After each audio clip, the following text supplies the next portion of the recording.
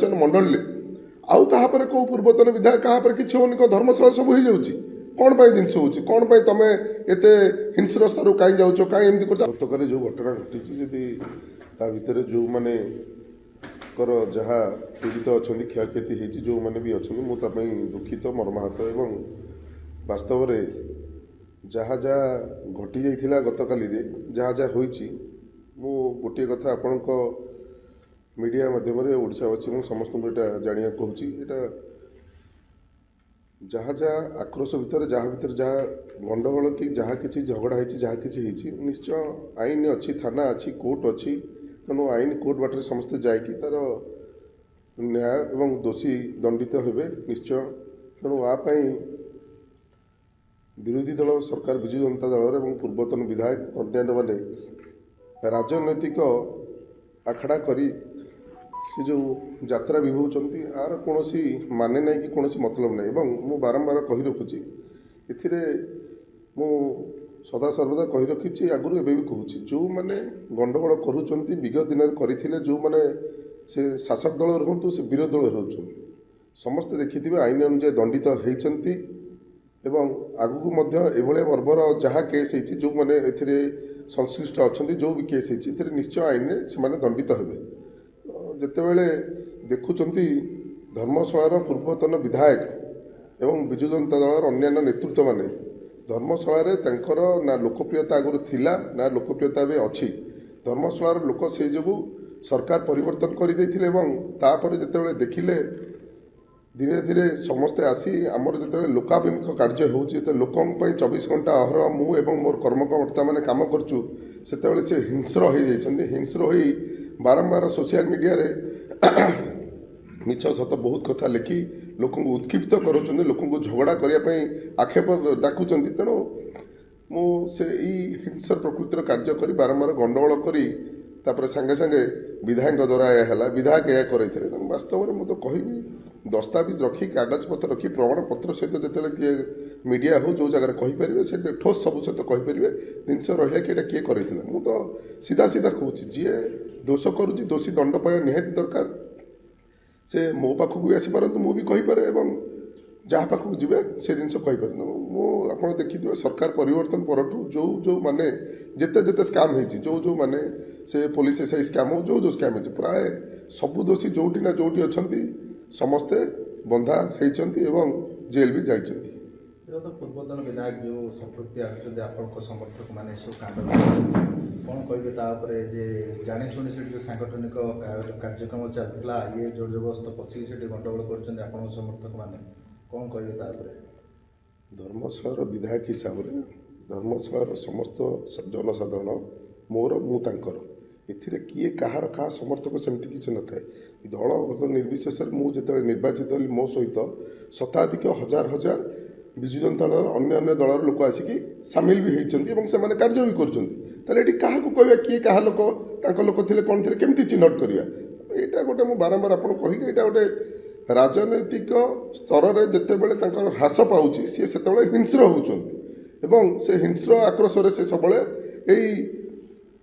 भोजी करिया ए जिनस करिया मद मांसर भोजी करिया एमती जिनस करी लोक उस्केबा सोशल मीडिया रे जो नेगेटिविटी जिनस लिखिकी लोक झगड़ा करवा ये जिनस कर बारंबार कहूँ 147 निर्वाचन मंडल आउ क्या कौ पूर्वतन विधायक क्या किसी होनी कौन धर्मशाला सब हो जाऊँगी कौन पर जिनस हो कौन पर तुम एत हिंस्र स्तर कहीं जाऊँ कहीं एमती कर तो कौटी होनी मुझे जो देखिए विगत दिन में पंचायत समिति बैठक जो धर्मशाला पूर्वतन विधायक भाई प्रभात बलवंतराय चेयरमैन थे पंचायत समिति बैठक डाकिलु बसी आस लोक कम करिया मिसिक करिया आम एबे भी कहूँ आस लोक कम करिया मो सहित आस मिसिक लोक कम करिया तुम केबे तो विधायक है आमको भी कही पार कि सेमती आस कम करवा लोकों कम करे जब धर्मशाला माटी माँ एत दर्द अच्छी मु तो बारंबार आप मीडिया माध्यम कही आस लोक कार्य कर से आक्रोश भाव रखी ए छलना करी ए गंडगोल निज निज भितर सृष्टि करी जाई ए टाइप राजनीतिक धुआं मसला बाहर कर कौन यथार्थ नहीं तापर जी आपण सहित जहाँ भी है कौन है यहाँ तदन पर पुलिस कर निश्चय दोषी की भी अरेस्ट कर ये धर्मशाला अच्छी जेनापुर अच्छी जाजपुर एसपी अच्छी आप ये एफआईआर दे पारे आप बिना एफआईआर रे सेठी जाकि राजनीतिक मसला करी ଏବଂ ବିନା ପରମିଶନରେ ସେଠି ଡିଜି ଅଫିସ୍ ଆଗରେ ଜବରଦସ୍ତି ଗୁଣ୍ଡାଗର୍ଦି ଭଳିଆ ସେଠି ଡାକି ବସି ଏ ପ୍ରହସନ କରିବା ଏଇଟା ସିଧା ସିଧା ଜଣାପଡ଼ିଯାଉଛି ରାଜନୈତିକ ଯେତେବେଳେ ସ୍ତରରେ ତାଙ୍କର ହ୍ରାସ ପାଇଯାଇଛି, ଲୋପ ପାଇଯାଇଛି, ନିଜକୁ ସୋସିଆଲ ମିଡ଼ିଆରେ ହାଇଲାଇଟ୍ କରିବା ଏବଂ ଏଇ ଲୋକମାନଙ୍କୁ ବଳିଦାନ କରିକି ନିଜର